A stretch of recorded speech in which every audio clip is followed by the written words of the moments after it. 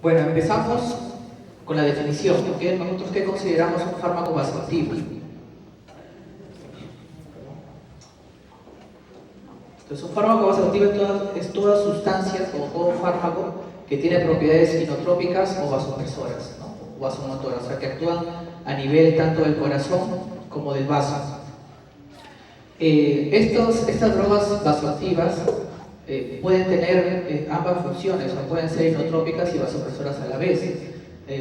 Muy poco una de ellas es netamente una completamente. ¿Cuál va a ser el objetivo de esta droga vasoactiva? Va a ser restablecer la presión arterial, el gasto cardíaco, la perfusión tisular y la oxigenación que se ve comprometida por la hipoperfusión tisular. Entonces, entendemos que un agente inotrópico es aquel que influye en la contractilidad cardíaca y un agente vasopresor el que induce la vasoconstricción, ¿no? Mejorando, aumentando el tono vascular y de esta manera, consecuente, aumenta también la presión arterial media. Es también tener de conocimiento los receptores donde actúan este tipo de fármacos, ¿no? Entonces tenemos los receptores alfa 1, alfa 2, beta 1, beta 2 y beta 3, ¿no?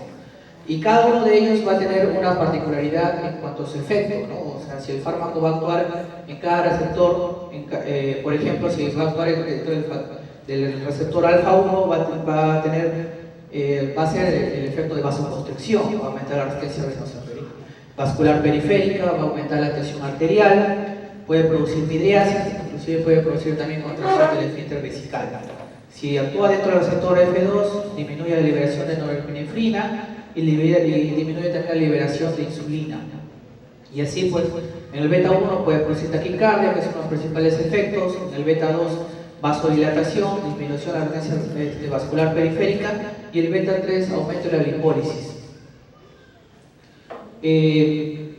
Nosotros conocemos las drogas simpático-miméticas, todos los que trabajan en unidad de cuidados críticos, digamos que es la droga de elección o la droga, o la vedette, mejor dicho, de la unidad crítica, ¿no? El paciente generalmente llega a la unidad crítica en situaciones de shock, de hipoperfusión, y generalmente utilizamos estos tipos de drogas, ¿no?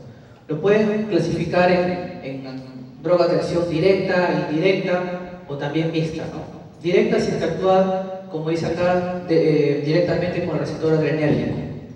Indirecta si es que directamente produce liberación o bloquea el metabolismo de la noradrenalina o la adrenalina, y para que de esta manera pueda actuar sobre el receptor adrenérgico.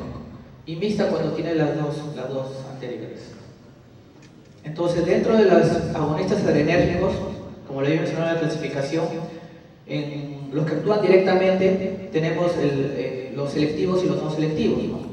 En este caso, los selectivos alfa 1 tenemos la fenilnefrina, bueno, que más se utiliza en sala de operaciones. Tenemos la clonidina, la dobutamina, selectivo de B1, la terbutalina, selectivo de beta 2. Y en los no selectivos tenemos todo lo que, bueno, vemos acá. Uno de los principales fármacos que nosotros utilizamos bastante es la epinefrina, que actúa, como ven acá, en casi todos los receptores, alfa 1, alfa 2, beta 1 y beta 2, y la norepinefrina, que actúa sobre alfa 1, alfa 2 y beta 1, ¿no? Los mixtos, como por ejemplo la efedrina, ¿no? Y los de acción indirecta, principalmente la cocaína, ¿no? Que actúa a nivel de inhibición del receptor, ¿no? Adrenérgico. Entonces, según la función o según el receptor donde va a actuar, este tipo de drogas vasoactivas van a tener este comportamiento, ¿no? Como acá menciona en estos dibujos, diagramas que lo puedes mostrar en la Critical Care, ¿no? Acerca de los efectos alfa y beta adrenérgicos de las catecolaminas. Tenemos, por ejemplo, de que el isopronolol tiene mayor efecto beta y la fenilefrina mayor efecto alfa, ¿no? Y esto de acá hace que nosotros, si lo comparamos en este tipo de diagrama, vemos que la fenilefrina aumenta mayor la presión, a diferencia del efecto beta, ¿no? Y a la inversa, ¿no? Si nosotros tenemos un vasoactivo que actúa sobre el receptor alfa, el flujo sanguíneo disminuye frente a un vasoactivo que actúa a un receptor beta.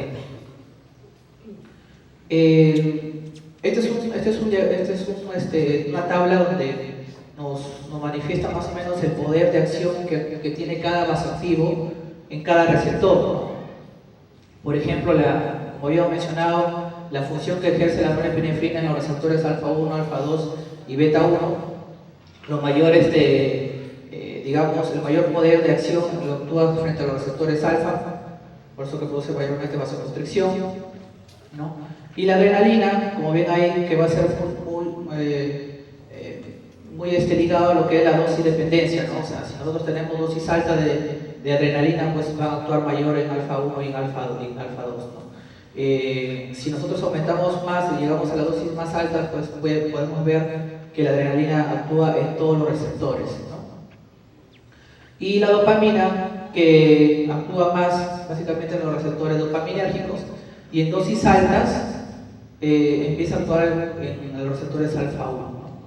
A diferencia de la dobutamina, que actúa más en los receptores beta 1, por lo tanto tiene más actividad monotrópica, es inotrópica, ¿no?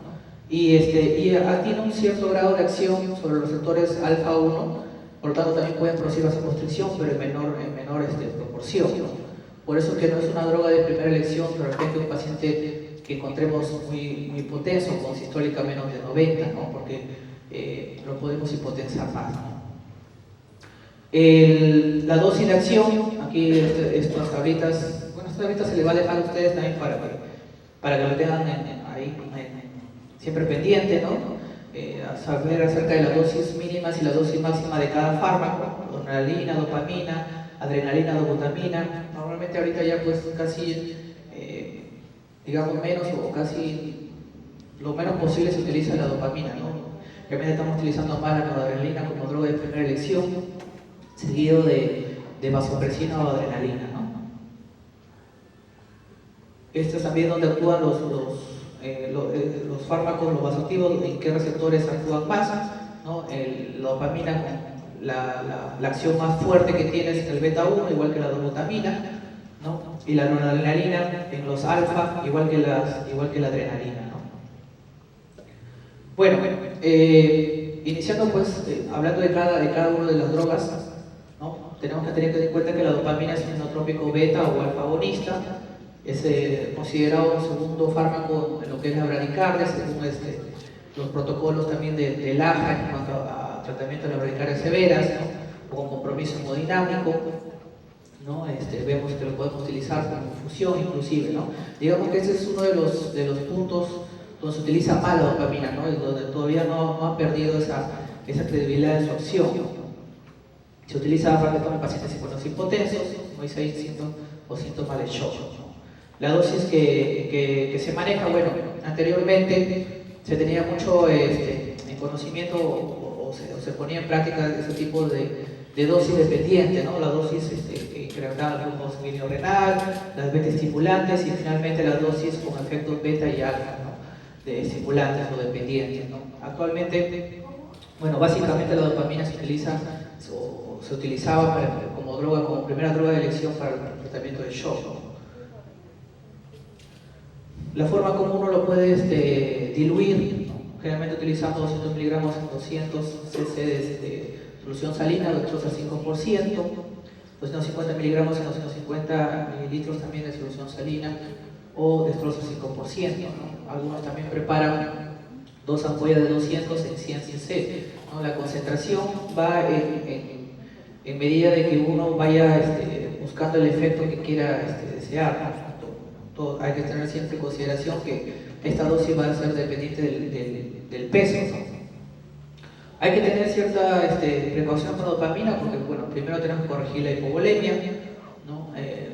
Ningún vasoactivo va a ser utilizado, digamos, en primera instancia, ¿no? Primero tenemos, como se dice, que llenar el tanque, ¿no? O sea, tenemos que manejarlo con un paciente que tenga buena volemia, ¿no? Y esto es uno de los efectos porque también la dopamina se estaba alejando o se ha dejado, ¿no? Porque produce taquiarritmias, ¿no? A diferencia de los otros vasoactivos. Nosotros, bueno, en la unidad hemos visto, bueno, hemos visto hace tiempo, ¿no? O sea, hemos visto algunos efectos que podría causar la dopamina, ¿no? Entonces, cada vez, como digo, le utilizamos menos, ¿no? En cuanto a la adrenalina, que también la pueden encontrar con el nombre de epinefrina, es una catecolamina endógena alfa y beta estimulante, todavía sigue utilizándose como droga de primera elección dentro del algoritmo del RCP avanzado, lo que consideran las guías de la AGE y también las guías europeas, ¿no? Lo consideran también dentro del protocolo de manejo contra la anafilaxia y también como droga infusora, también mencionaban las guías de AJA como tratamiento de la bradicardia extrema, ¿no? Junto con la dopamina. Bueno, otra cosa que también hay que tener en consideración, bueno, es usado también como droga de segunda línea, en este caso es un shock que no responde a los vasopresores convencionales como son la noradrenalina y la dopamina, ¿no? Que se estaban utilizando. La dosis en bolo que se puede utilizar en el paro generalmente 1 miligramo endovenoso cada 3 o cada 5 minutos, en niños 0.01 miligramos por kilo de peso, intravenoso cada 3 o cada 5 minutos y en caso de anafilaxia podemos utilizar hasta 10 miligramos, ¿no? 10 microgramos, de 10 a 100 microgramos vía subcutánea. Algunos de ustedes de repente lo ha utilizado, de repente una ampolla de 1 miligramo y vas dándole la dosis un tercio de ampolla subcutáneo según respuesta a la anafilaxia, ¿no? En infusión también lo utilizamos, ¿no? Con esta dosis que pueda tener, como habíamos dicho, dosis dependiente. A mayor dosis, mayor efecto de casi todos los receptores, ¿no? Principalmente los receptores alfa. La dilución, también hay, como lo pueden ver, nosotros generalmente preparamos, creo que la mayoría, 10 ampollas, o sea, 10 miligramos en 100 cc de cloruro de sodio o destrozo al 5%. Precauciones que hay que tener con la adrenalina, bueno, puede producir, obvio, aumenta la presión arterial, también la frecuencia cardíaca, y en casos de pacientes que estén cursando con una isquemia de miocardio, puede aumentar la isquemia miocárdica, ¿no? Inclusive en pacientes con shock también está reportado que también aumenta el grado de isquemia miocárdica, ¿no? La angina, justamente por esto, ¿no? Porque al aumentar la frecuencia cardíaca va a generar mayor consumo o mayor consumo por parte del miocardio al oxígeno, ¿no? Entonces esto va a producir pues la angina y posteriormente la isquemia sin que no se trata en su momento, ¿no? Las dosis altas, se ha visto que dosis altas de adrenalina no mejoran la supervivencia, tampoco el resultado neurológico y en el grado de la post-resucitación, ¿no? O sea, en el síndrome post-RCP. Y bueno, también puede ser usado en shock inducido por drogas tóxicas, drogas o fármacos, lo que es considerado como shock anafiláctico, ¿no? Bueno, precauciones, pacientes con pulso nunca deben pasarse directamente por vía endovenosa, ya que podemos producir taquiarritmias fatales, ¿no? Podemos producir vasoconstricción también excesiva, ¿no? Y también, también hay que también tener en cuenta como droga de apoyo con la norepinefrina, ¿no? Los sinergias. La norepinefrina es la que droga de primera elección en muchos de los tipos de tratamiento de los diferentes shocks, ¿no? Inclusive dentro de un estudio, ¿no? Bueno, de un estudio así de la ayuda acerca del shock circulatorio, lo ponen como droga de primera elección, ¿no? Frente a los distintos tipos de shock. Lo podemos utilizar en el shock cardiogénico también, ¿no? Nos va a mejorar la resistencia vascular periférica y va a ser como último recurso para tratar la cardiopatía isquémica o el shock, ¿no? La dosis, como vemos ahí, puede ir de 0.5 a 1 microgramo por minuto, lo cual tenemos que ajustarlo según todas las drogas vasoactivas que son dadas en infusión, son dosis dependientes según la clínica del paciente, ¿no? Nosotros siempre colocamos que todo se titula, ¿no? La droga se titula, las enfermeras lo van titulando, siempre ellas son las que están realmente pendientes de los pacientes ahí monitorizando y ven si el paciente mejora o no mejora la pampa, aumentando o disminuyendo la dosis difusora. Ahí está también cómo podemos también diluirlo, la norepinefrina. Puede causar arritmias también la norepinefrina, pero en menor cantidad o menor proporción comparándolos con los otros fármacos. Uno de los peligros que pueda tener, al igual que la epinefrina, es que si se extravasa localmente puede producir necrosis tisular, ¿no? Y eso puede provocar el daño de la piel del paciente y bueno, nos puede traer problemas, ¿no? Nos puede traer problemas.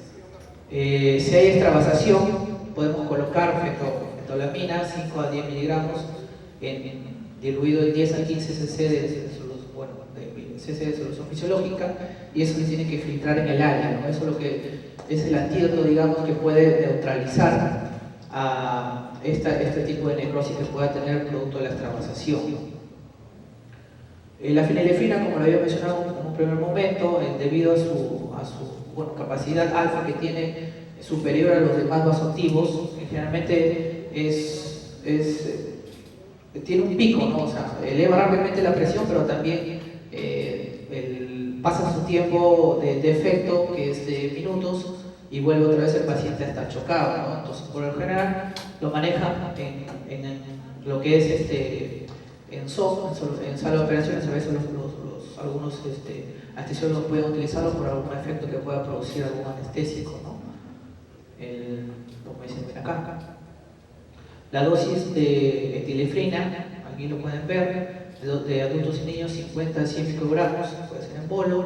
Podemos perfundir también una ampolla de fenilefrina o de 10 miligramos en 100 cc de suero fisiológico, o también de 3 a 5%, ¿no? ¿Qué va a causar la fenilefrina? Hipertensión, puede causar también una vasoconstricción excesiva, mayor daño a nivel distal, en el caso de puede ser necrosis sacral, ¿no? Hay que tener bastante cuidado con la fenilefrina, por eso no está considerada como droga de elección el manejo de los distintos tipos de shock, ¿no? Tener bastante cuidado con la dobutamina también, en qué momento poder usarla, ¿no? La dosis infusora puede ir de 2 a 20 microgramos por kilo por minuto. La dobutamina también va a disminuir la resistencia vascular, también sistémica, pero va a aumentar la presión arterial debido a la contractilidad que va a provocar en el ventrículo, ¿no? Va a ser una contractilidad más efectiva, digamos así. Bueno, ¿cómo se diluye? Nosotros generalmente utilizamos la dilución de una ampolla de 250 en 250 o 100 cc de solución salina o de trozotamina al 5%, ¿no? Igualito que todas las drogas, tiene que entrar también en infusión. Nosotros no podemos utilizar una droga vasoactiva sin bomba infusora, ¿no? Eso es, digamos, algo descabellado, ¿no? No se podría usar así. Otra consideración también que tenemos que tener es, bueno, como va a producir un efecto a nivel del corazón, del miocardio, puede provocar taquiarritmias, puede provocar fluctuaciones de la presión arterial, en dosis altas o dosis muy continuadas puede provocar inclusive hasta cefalea y náuseas, ¿no? Toda droga vasoactiva, no solamente la dobutamina, no se debe de mezclar con bicarbonato, ¿no? Porque altera la absorción del medicamento a nivel sanguíneo. O sea, que tenemos bastante cuidado de manejar las líneas infusoras junto con el bicarbonato, ¿ya? Pasamos el bicarbonato por otro lado, la línea infusora por otro lado. Bueno, también el bicarbonato también tiene sus tratamientos puntuales, ¿no? Entonces, este dibujo que también, diagrama que nos hace ver cuál es el efecto, la capacidad alfa o beta que pueda tener un paciente, ¿no? A mayor efecto alfa, mayor vasoconstricción, la fenilefrina, como saben, en la primera lección, y también vemos acá la vasopresina, que también lo tenemos, ¿no? Por eso justamente algunos literaturas te mencionan a la vasopresina como droga de segunda elección, ¿no? Si que ya no hay respuesta a la norepinefrina. Y mientras nosotros vamos, pues, digamos, hacia más abajo, o menor efecto alfa, encontramos básicamente las drogas vasodilatadoras, dentro de ellas el nitroprusiato y la nitroglicerina también, ¿no? Esta es una tabla también que también se le va a dejar, donde también menciona sobre los rangos, la dosis y cuál es la principal indicación. Básicamente todas tienen indicación dentro del shock, ¿no? ¿no? Centro de distintos shock. Tenemos pues las drogas de las catecolaminas y las no catecolaminas. Dentro de ellas las que más utilizamos, como le estaba mencionando, la vasopresina, ¿no? En sus dosis que tenemos acá, que básicamente utilizamos bolos de 40 unidades, ¿no? Infusión de 0.04 unidades por minuto, aproximadamente 2.4 hasta 3 unidades por hora, ¿no? Que podemos utilizar junto en el paciente después chocados, que podemos utilizar la vasopresina. La vasopresina es cara, no todos los hospitales lo tienen. Felizmente nosotros sí lo podemos tener. Los pacientes pues, cardíacos que a veces también salen o vienen muy chocados, nosotros sí podemos utilizarlo. Muchas veces también pacientes también vienen con un cierto grado de infección, al final terminan con shock séptico y también nos ayuda bastante. Dentro de las principales complicaciones, como ya todos sabemos, y ha habido casos inclusive, ¿no? Que han sido muy anecdóticos, por decirlo así, inclusive han llamado mucho la atención, ¿no? En Lima, bueno, todos ya saben lo que ha pasado con varios pacientes, no solamente uno, ¿no? La necrosis sacral que puede producir en manos y en pies, producto de las altas dosis, o también del mal manejo de las infusiones que se pueda dar, ¿no? Los picos que a veces que elevamos, esa dosis que empezamos a aumentar repentinamente, sin necesidad de ver la causa probable, nos lleva a esto, pues, ¿no? Para serles sincero, dentro de la unidad hemos utilizado dosis relativamente altas, dosis máximas, digamos así, de vasoactivos. Hemos visto pocas complicaciones, ¿no? de producto de este tipo. Generalmente lo que uno pues, siempre debería hacer antes de iniciar todo vasoactivo, siempre tenemos que ver cómo está el intravascular, ¿no? Si tenemos un buen intravascular, podemos utilizarlo con bastante confianza y de dosis dependiente, ¿no? Con bastante cuidado. Si nosotros ya no vemos una respuesta por un vasoactivo, debemos agregar otro, no esperar a que elevemos hasta el máximo la dosis, ¿no? Este es el artículo que les había mencionado acerca del shock circulatorio del doctor Jean-Louis Bisnet. Eso también lo pueden encontrar, es gratuito, ¿no? Donde explica muy claro, digamos así, y digamos muy puntual los efectos del shock y dónde debemos nosotros de repente incidir, ¿no? Porque al final es un shock circulatorio que está ocurriendo, ¿no? Inicialmente es el manejo del shock, ¿no? O sea, después nosotros vamos encontrando ya las causas, ¿no? No tratemos a veces de repente perder tiempo en encontrar qué tipo de shock vamos a encontrar, ¿no? La idea justamente de este paper es que la gente se dé cuenta de los síntomas o signos de alerta que nos pueden a nosotros hacer actuar rápidamente y no esperar que el paciente llegue a este estado de shock. Por tanto, tenemos signos clínicos, signos hemodinámicos y signos bioquímicos, ¿no? Este es un diagrama donde, digamos, resume todo lo que es el artículo, ¿no? Todos nosotros en nuestro diario vemos cuál es el mayor porcentaje de tipo de shock que encontramos, distributivo, ¿verdad? Y dentro de ellos el séptico es el que más porcentaje tiene, ¿no?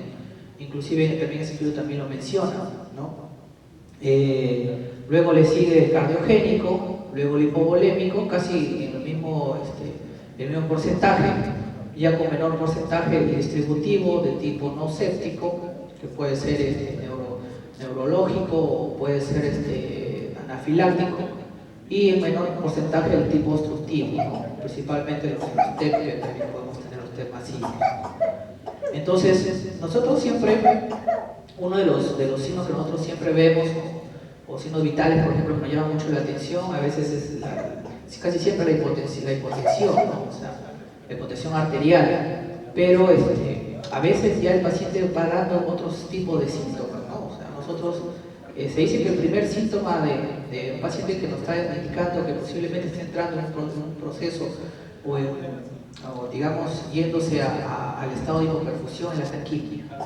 No es un paciente que de repente está tranquilo y de repente comienza a aumentar su frecuencia respiratoria, eso nos tiene que llamar más la atención, inclusive antes de que presente taquicardia o hipotensión. Eso también lo menciona la guía, ¿no? Entonces nosotros tenemos que tener en consideración, como dice acá, básicamente tres ventanas, ¿no? La ventana cerebral, la ventana de la piel y la ventana del riñón. Nosotros, si consideramos estas tres ventanas, es casi, digamos, improbable que se nos descompense mucho un paciente, ¿no? O podemos detectarlo rápidamente y poder actuar. Son pacientes, generalmente pacientes de edad, entonces comienzan a tener alteraciones mentales, un abuelito que comienza a estar pues, confuso, ¿no? Alterado, y uno cree que está pues, está loco, de repente se está comportando mal, ¿no? Y no es eso, ¿no? Está entrando y de repente ya está entrando, o ya tiene el paciente una sepsis y ya está entrando en un shock séptico, ¿no? La piel pálida, puede ser pálida, ictérica, hasta puede ser moteada, pero ya moteada ya es casos extremos, ¿no? Ya cualquiera se puede dar cuenta en ese caso.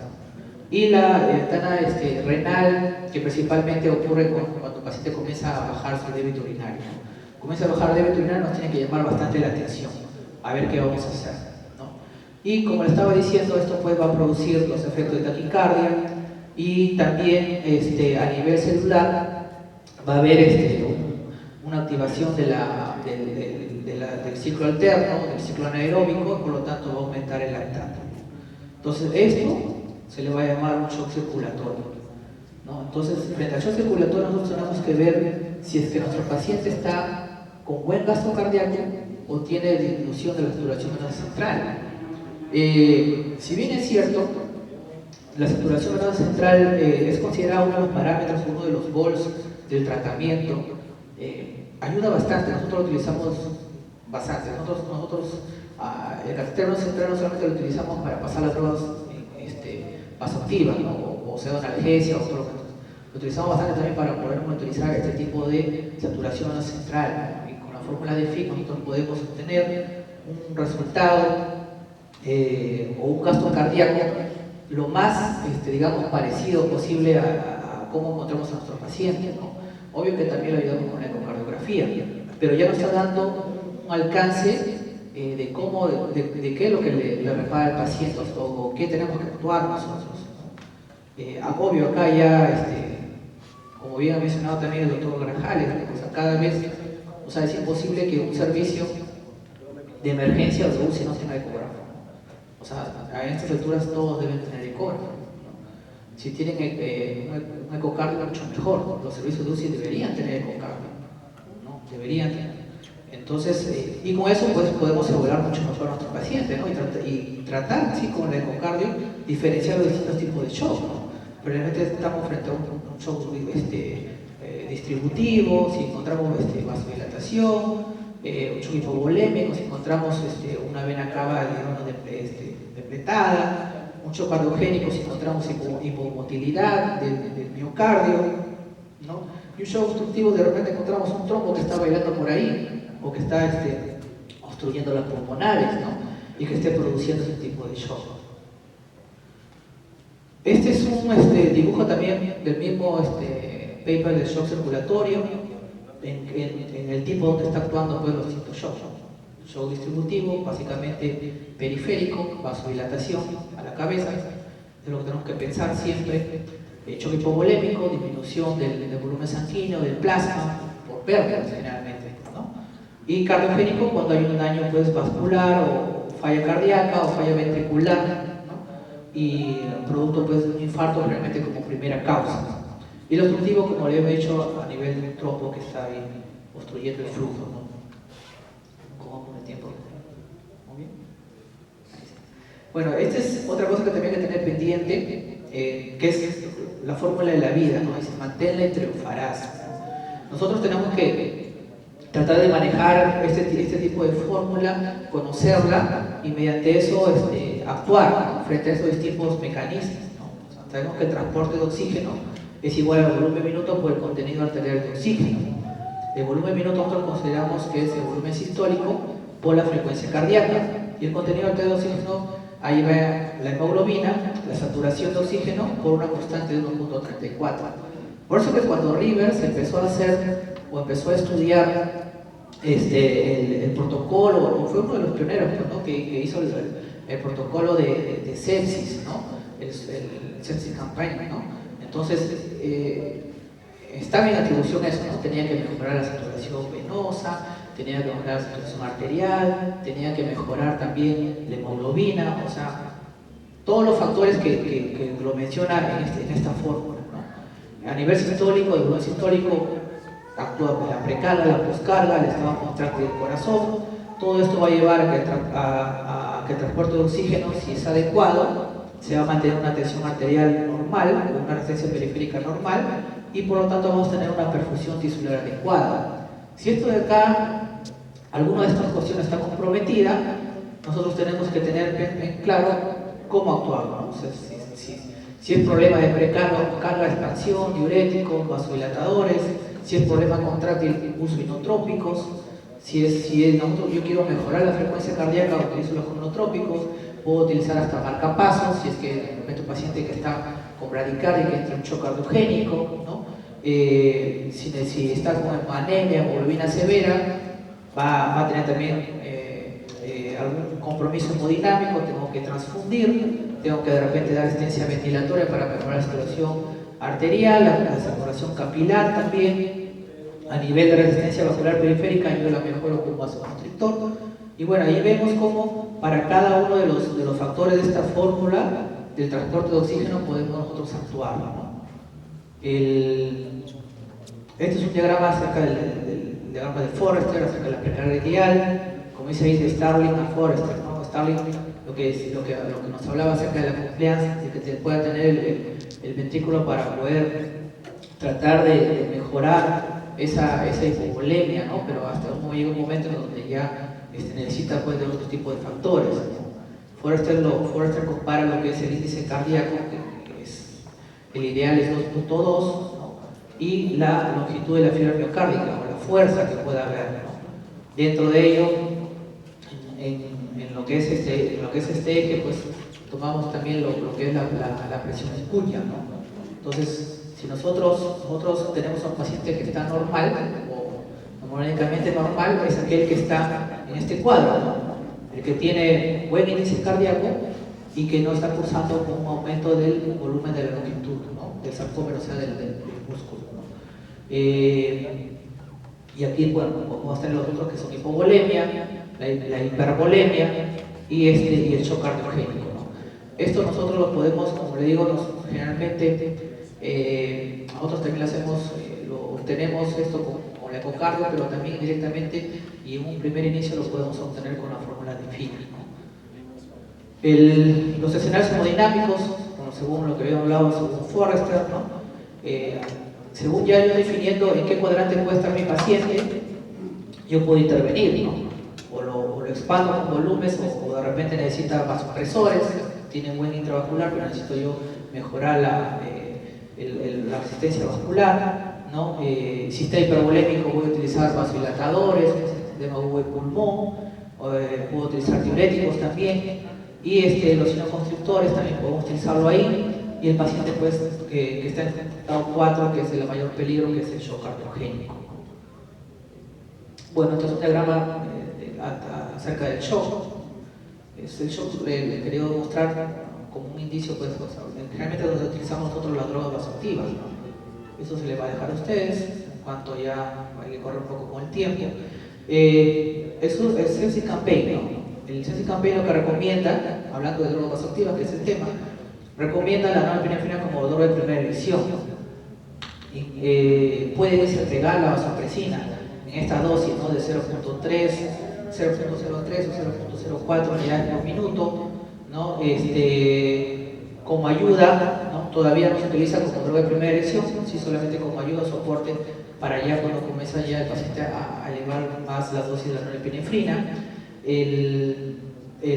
Bueno, se utiliza también dopamina en ciertos pacientes, ¿no? Por ejemplo, en pacientes con bradicardia absoluta o relativa, ¿no? ¿Por qué? Por el alto riesgo de taquiarritmia que habíamos dicho, no se aplica a todos los pacientes, ya ha sido dejado de lado, ¿no? Como dice acá. Igualito, como le he mencionado también hace un momento, ¿no? Ya no está recomendado el uso de dopamina para drogas de protección renal, ¿no? Eso ya está en desuso, digamos. Y como ya hemos dicho, que también entra un grado de cronotropismo, que también entra ahí, o el paciente que sigue en shock puede estar entrando o cursando en una falla cardíaca transitoria, ¿no? Podemos utilizar nosotros la dobutamina, ¿no? Pacientes que estén con hipoperfusión, y que ya hemos visto que tiene buen líquido y buenos vasopresores, ¿no? Como coadyuvante. Acerca de la norepinefrina en shock séptico, como y cuándo, ¿no? Sabemos que la norepinefrina puede incrementar el gasto cardíaco en formas tempranas en el shock. Nosotros, bueno, paralelamente nosotros podemos utilizar el volumen, ¿no? y también la droga vasoactiva lo podemos utilizar. O sea, hay artículos que sí te recomiendan en algunos casos los pacientes a eso, ¿no? Para tratar de, lo que está así muy, digamos, que nosotros no debemos hacer es tratar de aumentar más el volumen de un paciente, ¿no? Porque eso sí tiene un riesgo en la mortalidad, ¿no? Aumenta más la mortalidad del paciente, ¿no?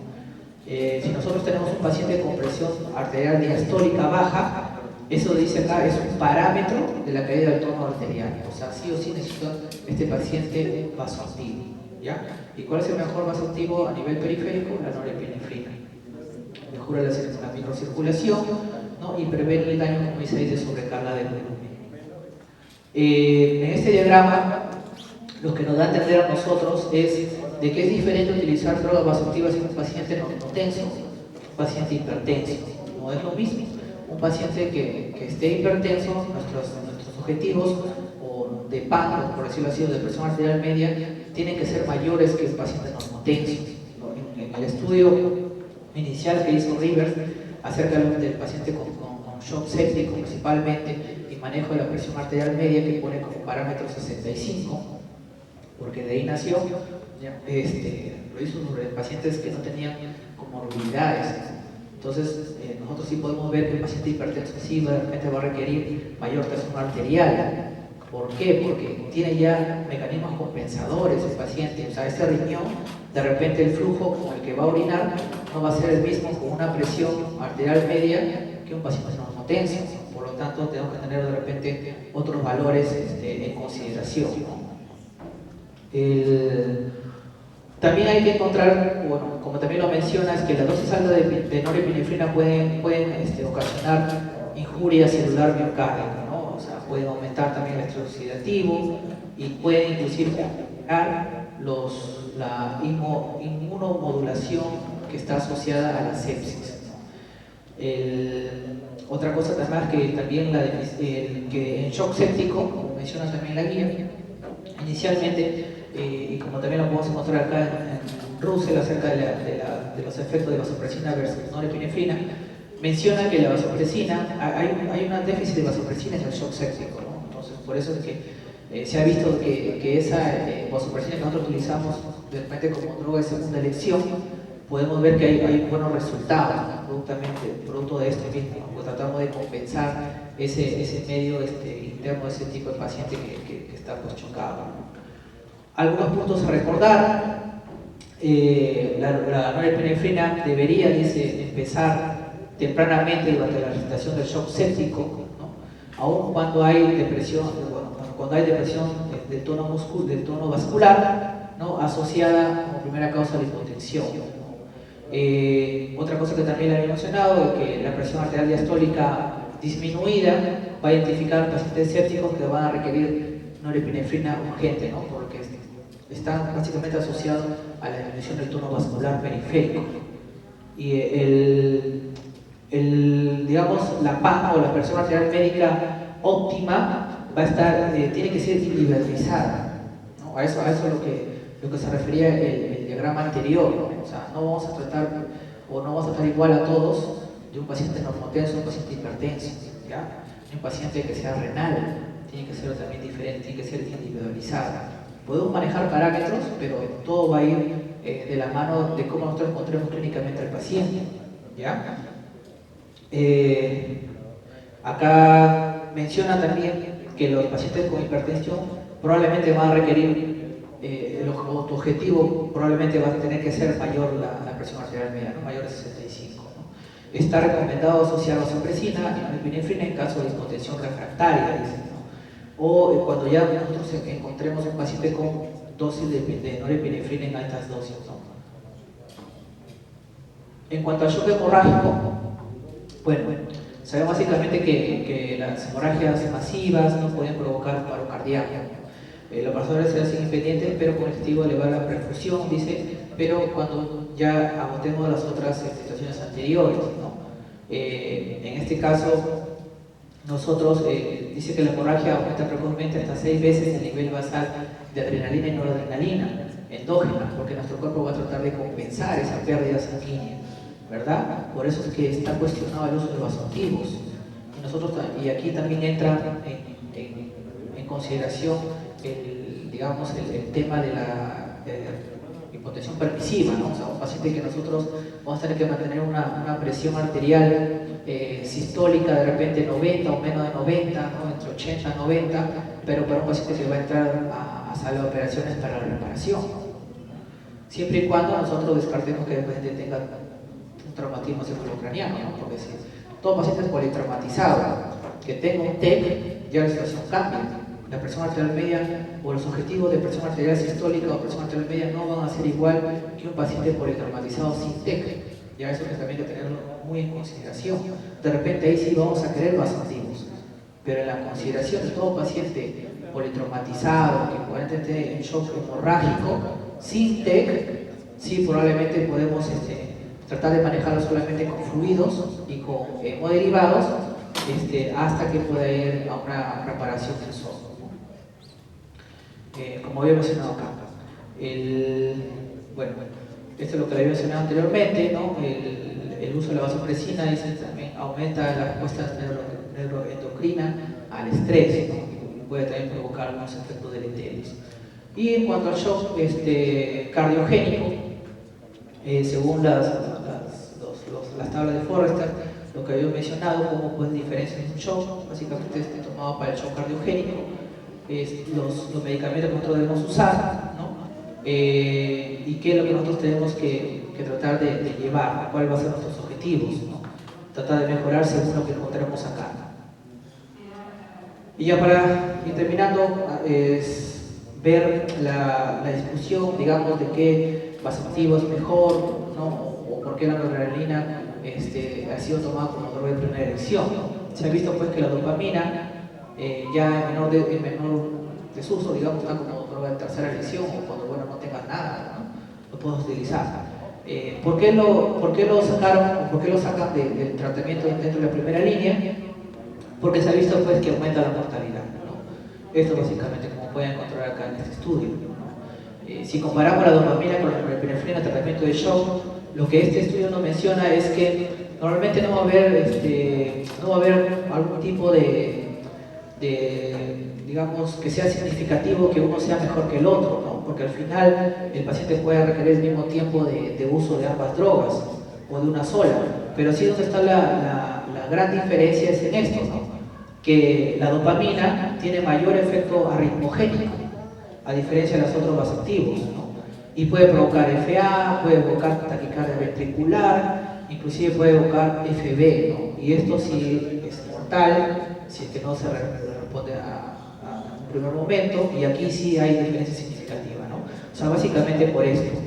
Y también porque también puede provocar, producto de mismo de las arritmias cardíacas, que pueda tener la falta de oxígeno, aumento del consumo por parte del corazón, de repente insuficiente, o de repente chocado o en estado de shock, entonces va a aumentar el tejido, o va a aumentar, mejor dicho, la isquemia, ¿no? Puede producirse la isquemia. Entonces, adidopamina, ¿sí? ¿No? Comparándolo con todos estos medicamentos, todos los medicamentos son superiores a la dopamina, ¿no? Como pueden verlo ahí. Si comparamos la vasopresina con la norepinefrina, ¿no? Como le digo, una de las, digamos, todavía también, igual que el otro estudio, comparando la vasopresina con la norepinefrina, no ha habido una diferencia significativa, ¿no? Ustedes pueden ver acá, ¿no? Y si nosotros vemos realmente la probabilidad de sobrevivencia es de 0.1 diferencia entre una y otra droga, o sea, no hay una diferencia significativa. Igualito, en cuanto a las variables de algunos tipos de que pueden provocar unos efectos adversos, de repente la norepinefrina sí lleva una cierta ventaja, pero tampoco es significativa, ¿no? El problema es que la vasopresina también es cara, y la norepinefrina sí tiene, digamos, los mismos efectos y es más factible tenerlo en todos los escenarios, digamos así. A diferencia de repente de la vasopresina, que de repente no puedo utilizarlo digamos de lleno en pacientes de repente con shock hipovolémico, porque lo que puede causar de repente es mayor secuestro, e inclusive este paciente que de repente tuvo oliguria lo termina llevando a la falla renal, ¿no? Entonces por eso hay que tener bastante cuidado. El efecto de la vasopresina con norepinefrina en lo que es falla renal, ¿no? En pacientes con shock séptico, ahí se ha visto que, bueno, inicialmente nosotros sí podemos tener un cierto margen, digamos, en cuanto a la valoración de la creatinina. Sí, la norepinefrina tiene un poco elevado más la creatinina que la norepinefrina, que la vasopresina, perdón, pero sin embargo no sigue siendo estadístico, ¿no? Y en cuanto al gasto urinario, digamos que van ahí de la mano los dos, ¿no? Un paciente con shock séptico, ¿no? Otra cosa que también hay que tener en claro, que también lo menciona este artículo que vamos a encontrar también en JAMA, ¿no? Que se ha visto que un shock de repente asociado o que uno pueda pensar que puede haber un shock refractario, que puede haber una insuficiencia suprarrenal y que tengo que agregarle corticoides, corticoterapia, se ha visto pues que no hay diferencia si es que le agregas o no le agregas infusión de hidrocortisona, en este caso comparada con placebo, ¿no? Y bueno, eso es lo que tenía que yo mencionarles acerca de los activos. Muy bien. ¿Tienen alguna pregunta? Bueno, si hubiera alguna pregunta sobre este tema, pueden hacerlo.